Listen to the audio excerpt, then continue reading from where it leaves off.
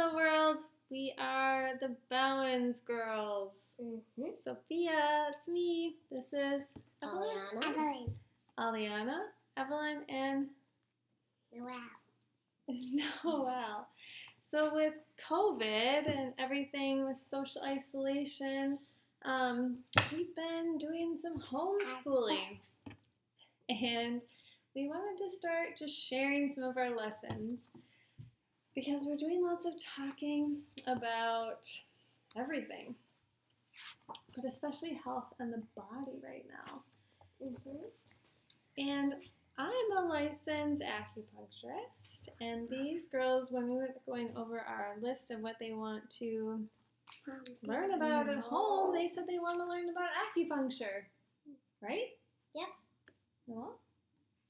Yep. Are you reading a book right now while we're doing this video?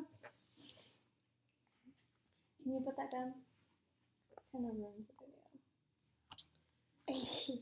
So, we're going to be sharing with you guys our lessons on acupuncture with homeschool, COVID isolation. 19.